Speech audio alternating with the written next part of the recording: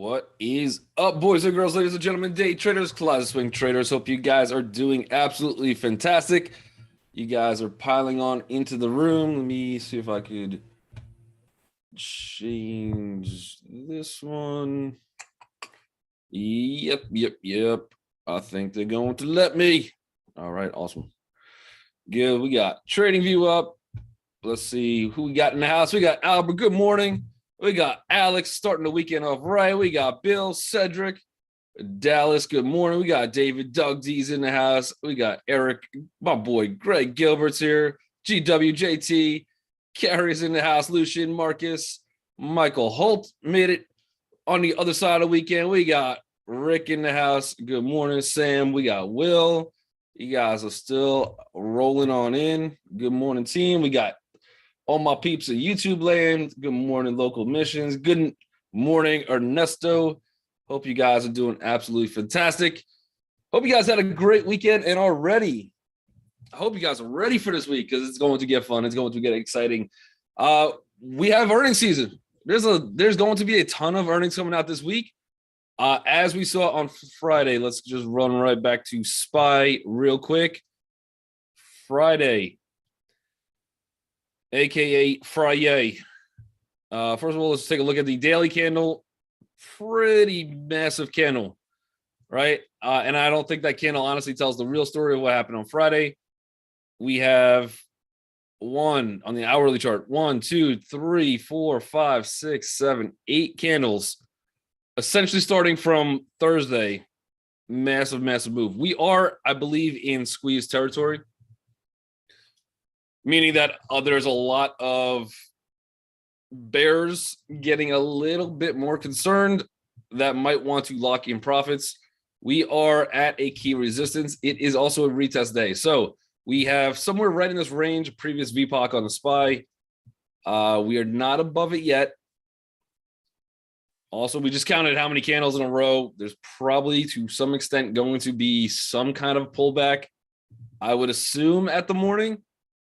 But also at the very same time, if this market opens and just rips, I'm not going to be surprised on that. I think we are definitely trapping almost legitimately every single person that is in this short over the last 2 weeks, 3 weeks that did not get out of their shorts.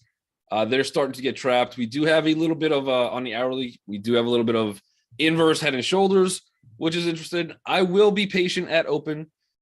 Even though I wouldn't be surprised if we do run bullish, this is technically a retest gap. So the other thing I was tracking before on Friday, which helped me a lot. I don't know if you guys are familiar with.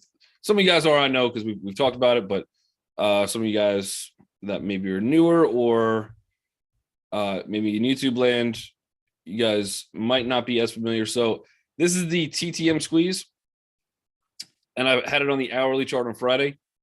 So I was definitely buying some calls as we were pretty close to a perfect stack there. And then we had some kind of squeeze that was happening. And then the follow through was just nonstop, no pullbacks, just went absolutely crazy. Again, we are now a little bit further from those moving averages. As this market opens up in the morning, this is without extended hours on, we will probably see that we do stack bullish. I will want to play things bullish today. Even if things go bearish, or pull back, anything like that, I'm not really prepared to go bearish. I just think the trend is higher, and I don't want to fight it at this point. There will be a point, by the way. So you guys know I was leaning bullish for quite some time now, and I'm just like, it's not happening. It should be happening. I think it should be happening, but it's not. And now we finally saw some kind of breakout. But again, this is a lot of buying the last couple hours. This could be one of those most unwanted bullish runs we've ever had in the market for a lot of people, just considering that we have record levels of puts that were being purchased the last few weeks, the last few months. So there's a lot of puts out there. We're legitimately in record territory of how many puts are out there. So again, I do expect this to pull back. I want to be patient at open. Otherwise, I am leaning still a little bit more bullish than bearish, even on the TTM squeeze portion of it. So once you're out of the squeeze, you typically want to be in it for really like 8 to 10 candles, right? So we're only on 3. That gives us another 5 more hours if that TTM holds up, but I'm watching that one very closely. That would give us to about probably 2:30 today, 2:30, 3 o'clock Eastern on that portion of things. But we'll see. And obviously that's not just straight up madness. There's usually still some red candles in there and pullbacks, but for the most part, you get just crazy bullish moves. So definitely watching that. Let's see on the other chart for SPY where our targets would be. Again, we are opening at our last real resistance.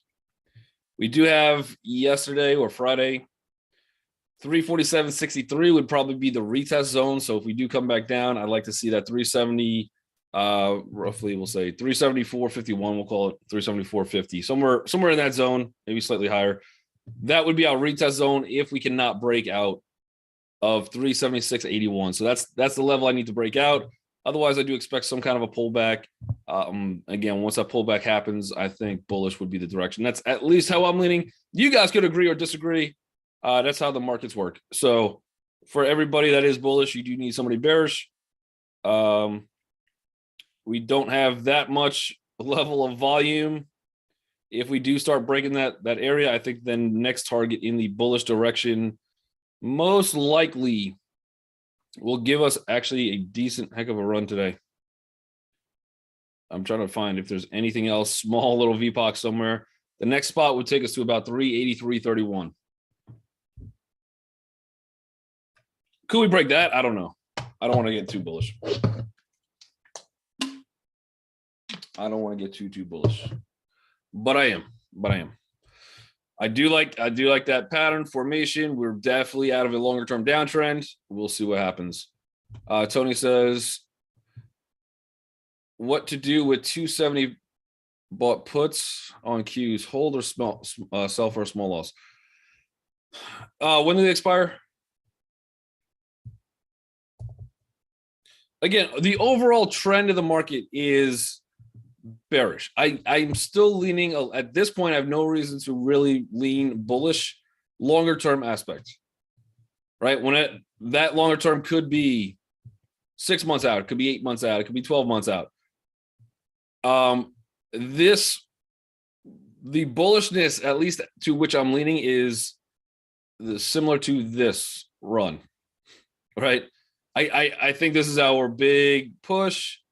Maybe it does go a little more extended than we think, but I think it's this little push where we have craziness. We need to get some more bulls out there.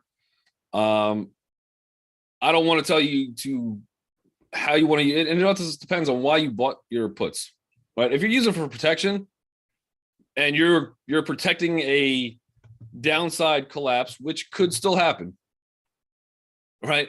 We could definitely still see that. It's very possible. We're only at the neckline. Even if this is the inverse head and shoulders on the Qs, we're pretty much just still battling with the previous neckline, right?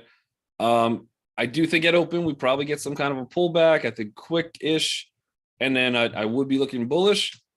Does it mean I'm correct? No. But if you're buying it for protection, you still have a lot of time on it.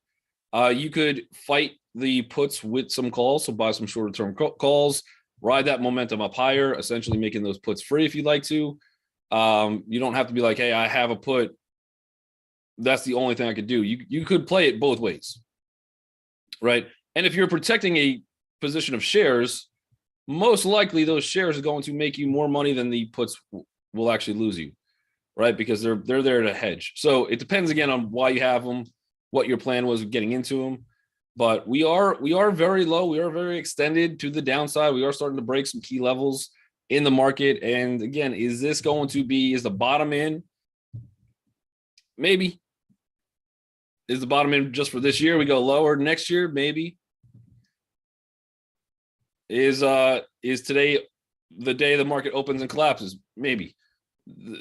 I could promise you this. I have no idea.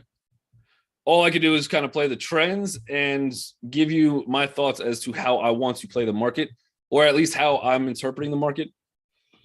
But yeah, if you have some longer term puts, you could buy some shorter term calls, some weekly calls. Again, I don't even know that this rally lasts all week. I will say though, with earnings coming out, for a lot of things, bigger companies, I think we see Apple this week. I think we see Amazon this week. A couple other bigger names, Google maybe this week. With those guys coming out, if we survive, if they actually have good earnings, this could be the beginning of a crazy rally. I will say that. If they're not, and if they're getting killed, all the bigger names, then I think we end up just dropping probably to new lows. That's what I think would happen. So a lot of this bullish push, also by the way, is based on the Bank of Japan. They legitimately infused, I think it was like 25 or 30 billion dollars into the markets to help sustain it, right? So we do have some macroeconomic news, which is what gave this market a little bit of confidence. I think people are starting to say the Fed is probably leaning to a 75-point basis hike. I know the Philippines came out last night. They were saying, well, if U.S. does it, we'll probably have to try to just keep up and match them. So we still have that on the table, but all in all, anytime we saw it during 2020 when you get the big infusion of cash of where countries are like, well, we can't let other countries fail because that would be bad for them and ourselves as well. You do start to see some floors in the market, right? Same thing with oil. When Joe Biden comes out and he goes, we want oil companies to produce as much as they can. And if you can't sell it, we're going to be buying it at $72 a barrel. All right. Well, you just put a floor into the market is essentially what you did. So kind of the opposite of what he wants to go for, but it is what it is. All right. We got that double bottom on Tesla. However, with Tesla, we did see the entire market rally. Tesla did get a little bit of a good push off that rally as well. We closed at pretty much the high of the day, 214.50. Otherwise, it was kind of stuck. It wasn't having the same follow through as a lot of the other stocks were having. Right now on Tesla, we're somewhere around 208.29 pre-market. This is going to be at least a little bit more trappish for any of the bulls that were hopping in toward the end of the day. So you probably have a little bit more people trapped on Tesla than not. We should have some kind of a level of support somewhere right around here. I really want to see how Tesla starts to react around 208.39, and then the last one is about 208. So if we start breaking 208, Tesla could continue downwards. Again, earnings do matter in this type of market, and this is the first time that they missed on revenue since 2020. So quite a long time. But we are at some level of support. So could we get about, I don't know exactly how this plays. It is inside day. So we are sticking to the 10 EMA strategy. We don't have to worry too much. We'll just play the direction. But if we start really breaking again under that 208 level, I'd be a little bit leaning more bearish than bullish on Tesla. At least for now. We got AMD. AMD still technically in the chop zone. So we're not out of the woods yet. But we've had a decent push for consolidation last 3 or 4 weeks. Plan was we were very bearish and going lower last week. Okay, so stick to the plan, Tony. You could hold those puts, and you could buy some shorter term calls if we start breaking out. This way you have your shares working for you, you're playing some upside. And then if we start coming down, sell those calls. Because I do agree. I think we're not really bullish yet, right? We're just potentially bullish movement for some time. And tomorrow's earnings will tell us a lot. But AMD, we are fighting a resistance, which I think we're slightly above at this point. Let's see. We are slightly above the last resistance. Next target, if this level could hold, we just drop right back below it. So this is going to be a key area, 59.10. If we see the north side of this, the next target that I'll be watching for is about 59.80. And if that one breaks, I know I think Hector's been buying some calls on this. If that one breaks, we should start to see really, really nice movement higher. Probably to, there's really nothing in the way until about $64 would be the next immediate target. But even on the daily, we still not out of it, still just kind of chopping sideways. This one we will get to play it open, not so much volume for levels that could really stop us. Again, this would take us right at that $64 range, somewhere right there. If we could go a little bit higher, but we'll see. I think there's still probably a little bit of pressure on this one. I'll be watching this one closely, as well as it's one of about 6 that we do trade all the time. And we really haven't got a good trade in on it in a while because we've just been chopping sideways, right? 10 EMA is for momentum, and this does not scream momentum yet, but we could be watching this thing for the breakout, and we'll see what happens. Again, we're still right at that last spot of resistance. All right, let's check out NVIDIA. NVIDIA.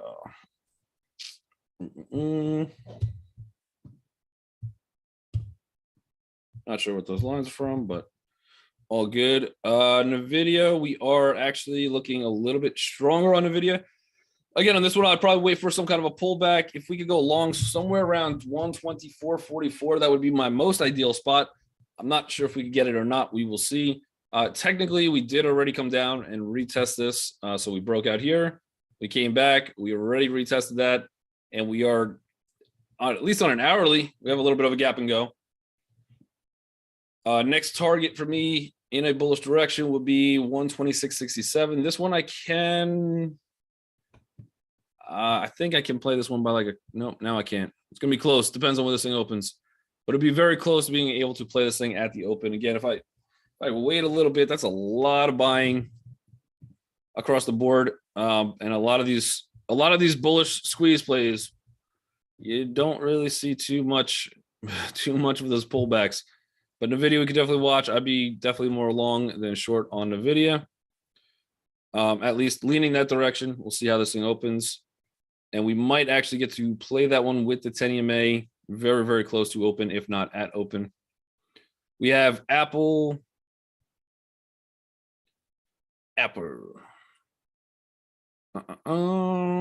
We have, we're below yesterday's resistance.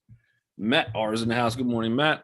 Watch the level of 147.55. If that breaks, we do have a bigger upside, whether it's today or not, but that would be 151.01 is the levels I'd be watching. So we do have a lot of room to the upside. But right now, slightly from what we've seen, a little bit on the weaker side as far as the open goes. Right, that would take us back to probably 145.92. If we could get in there to, or at least to look long, that should be our support level. But we're not going to get the opportunity to play that one quite at open. We do have earnings, again, right around the corner for Apple. We got Amazon coming out. Again, this is Friday, October 27th. That's Thursday? So we got Thursday, some earnings for Amazon coming out as well. We're going to hit pre-markets. We got one more spot, 120.98. 120.98. That would take us probably next stop into 122.35. That's going to be the key levels. If this thing doesn't break, we actually have a little bit probably more downside, I would say, but maybe we get held at like 119.63. Could be some kind of pullback level. If that starts to break, we get a much bigger range, unfortunately, for Amazon, which will take us to immediately 117.76 and probably looking for some retest back at like 115.93, somewhere in that zone. But Amazon does qualify. Again, it is a retest gap. We do have the ability to play it. I probably won't take this one long out of the gate unless we start holding realistically above that 120.92. And then we get a couple dollars to the upside. We got Delta. Delta, nice little higher lows. Got some kind of a longer term double bottom. Delta's been weirdly, oddly enough, strong for some time. We got from 28.25 to 32. That's a decent move for a $30 stock. We have higher volume at this dotted area. We broke. We already retested. We might continue to see some more push on Delta. All of this volume, by the way, this is now all going to be some kind of what I would assume resistance or support. This will be our support.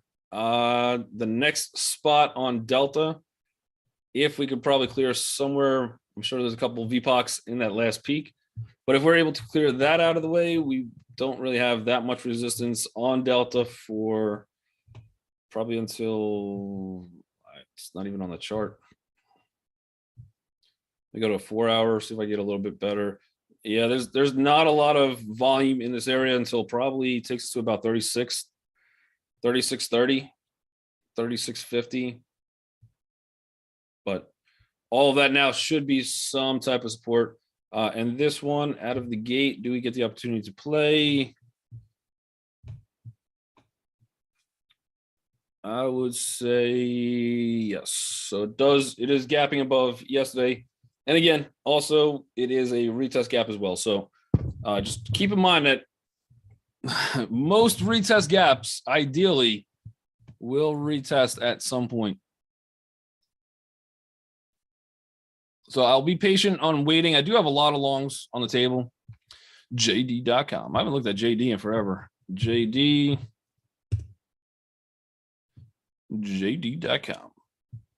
That one doesn't look good. It looks pretty different than the rest of the market. For sure. $36, huh? A weekly. And by the way, guys, too, also on weekends, since I know everyone's just like fiending for the market to open, you guys could plan out some trades based off a weekly chart as well.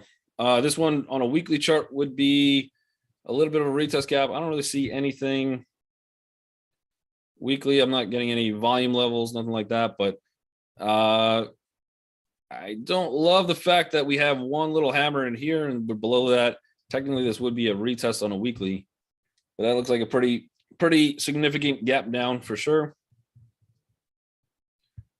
A little bit potential support. Again, not a huge fan that we're below the opening of that candle on a weekly. That was some kind of a high wave. Could chop around, but yeah, I would be actually leaning. See if this thing could go bullish. It does look bearish. It looks bearish. I would probably wait for a green candle or two to come in first. See if it wants to retest before going lower. All right. Raymond says Apple earnings this week. Hold over. If you want to play a lottery ticket, yeah.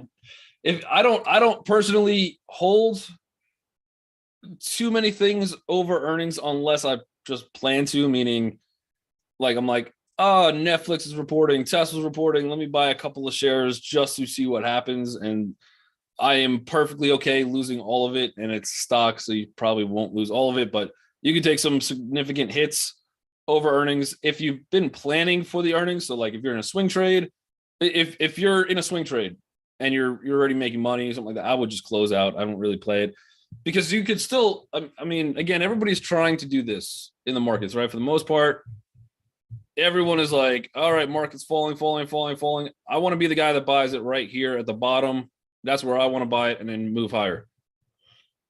A lot of times, this that looks like the bottom isn't, number one. And two, you're waiting for maybe this zone to hit and it comes and bounces up here. You miss the entire recovery, all that stuff. So for how I'm playing the markets, I mean, realistically, we're still down a lot, right? If you have a long-term portfolio, which I do have Apple in long-term, I'm not selling it, obviously, but I'm buying as things come down. Like things are getting good pricing. Can it go lower? It most likely will.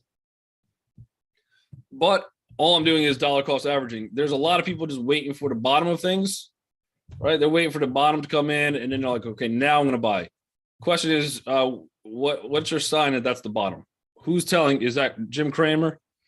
We got to wait for Jim Cramer to tell us it's at the bottom. So it's no, again, nobody knows where this market bounces. Nobody knows how far we move. Maybe this is the bottom on things. Maybe it's not the bottom on things. I have no idea.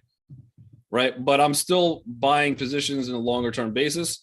Right. And for the longer term, average down, keep giving me lower prices. That's good for me. But yeah, earnings is a coin flip. Brandon says really a coin flip. Can be good to go down or bad to go up. They have to cut production on iPhones. People are pulling back and spending it. Spending it could go either way. I mean, anytime you have earnings, we saw numerous quarters of AMD absolutely crushing earnings, and almost consistently for the last 18 months, anytime during the earnings period, like they would crush it and then the stock would drop. And you're like, but they're good. And a lot of times into those earnings, people were expecting it to be good and it was running up a little bit, right? So they were just taking profits. But regardless, if you want to take some shares and you're okay with taking that risk of a loss, yeah, I mean, they're fun. You could play them. If you're in a swing trade, I would probably just, even if it's not at your targets or stop loss, or whatever, I would probably just bail on it because you're risking a defined unit of risk on those trades, right? If you're saying, hey, I'm going to lose on this trade is $500, and those earnings don't go your way, now you're down $1,500, $2,000. That you're down 4 hours, and now you got to battle back. And even if you're having a good month day trading, you now have to rebalance everything and kind of just fight back. So I prefer just to close out. Want to look at T.